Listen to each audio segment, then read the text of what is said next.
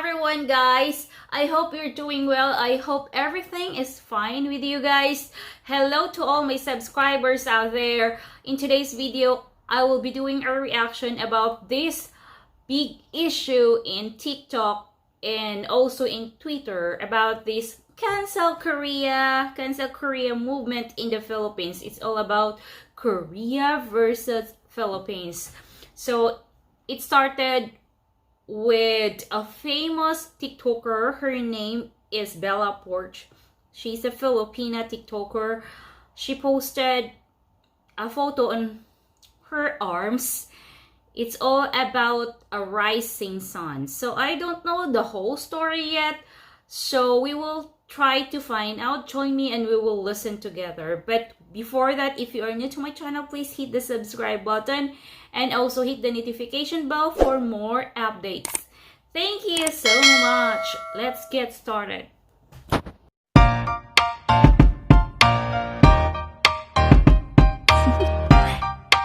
Do you want to know?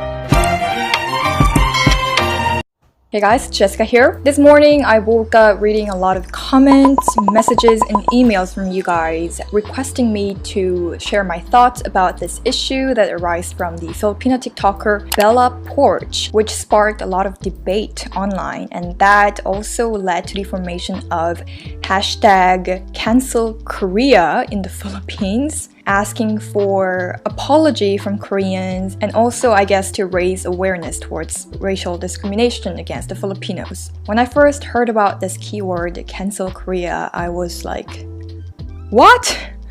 Cancelkorea? It was such an extreme keyword, Cancelkorea. Thank you so much to those people who enlightened me about this issue as well. To give you a summary of this issue, it started from the Filipina TikTok star Bella Porch, and the netizens noticed that on her arm there was a tattoo that resembled of the flag Rising Sun. I hope you guys all know what the Rising Sun flag is all about, and it is especially traumatizing for Koreans because that flag was used during the forceful Japanese occupation here in Korea, which lasted for about 35 years. So that flag is associated with Japanese imperialism, and due to the Imperial Japan's mistreatment during that time of occupation, the flag can be very offensive for many Koreans. That is why we are especially sensitive about this. So I took a look into her tattoo if it was really similar to that Rising Sun flag, and I noticed that it really reminded me of that flag. No wonder why many Koreans were reacting quite negatively about this. I do understand where they're coming from. So Bella has made a public apology regarding her tattoo. She has said that at that time I didn't know the history, but when I found out, I immediately had it covered and scheduled for removal.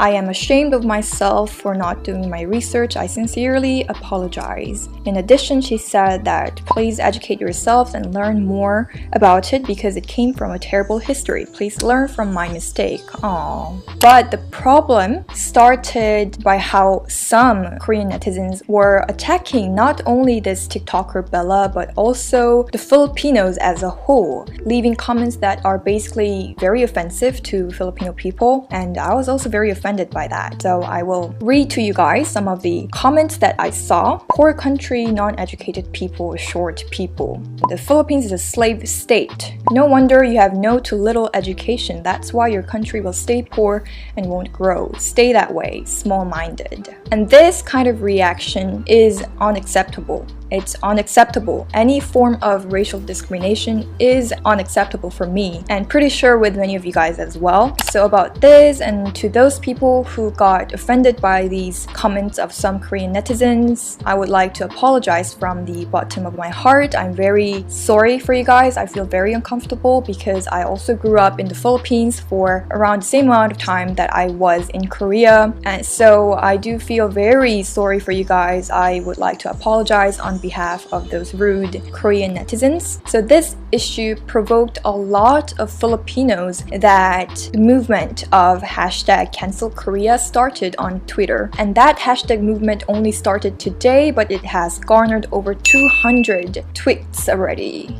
I could definitely feel the anger of these people. So some of the Twitter users are sharing their own experiences about discrimination from the Koreans. So the first tweet starts with the hashtag, and it says it was 2018 when I last visited Seoul. It was a 5-day trip and not a single day we didn't encounter a rude Korean.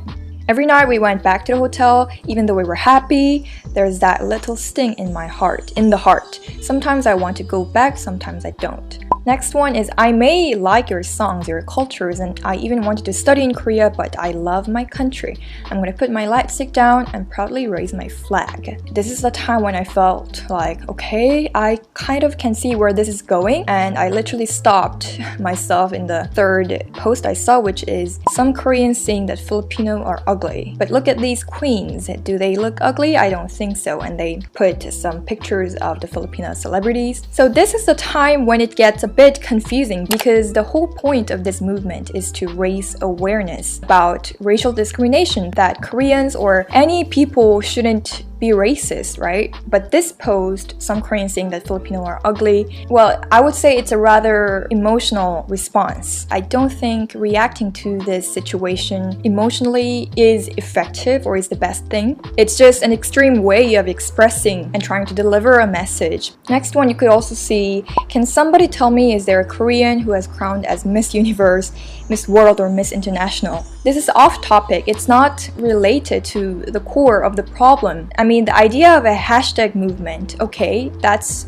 like how many things work nowadays. But when it becomes like this, emotional and just attacking and not really straight on point, and it can really just buy more anger. Many people are also mentioning about the war, the Korean War, where many Filipinos came to Korea to fight for our side, and that is such an honor. I also got comments from some of the families of those war veterans, and yeah, that is the reason why I'm also trying to really see the positive connections between Korea and the Philippines instead of, focusing on the negative. It is very saddening how this is really an issue that we can never get rid of. Starting from the spark of the coronavirus, where a lot of people around the world were being racist to any person that looked Chinese, followed by the BLM movement. These kind of issue is really an issue, and it's very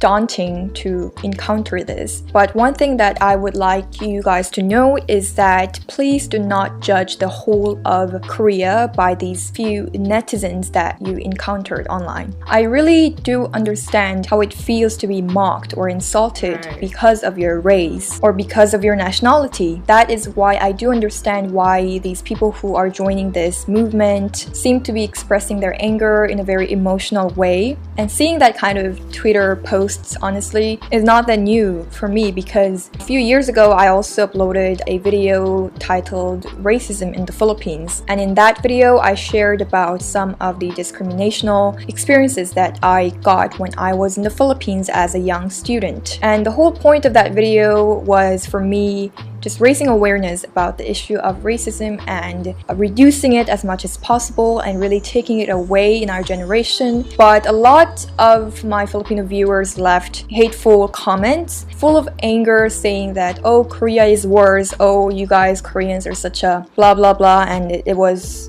very hurtful for me. And that kind of comments is not new for me, because I always get those constantly. And I know it's very hard not to make any generalizations from a personal experience that you encountered, but that can lead to very, very dangerous social issues later on. I know my apology on behalf of those rude Koreans or this video won't calm your anger and the pain that you received, but I hope that we could get through this together with a positive and rational manner as much as possible to really raise awareness and to eventually solve the problem. Alright guys, so that would be the end of today's video. I hope you guys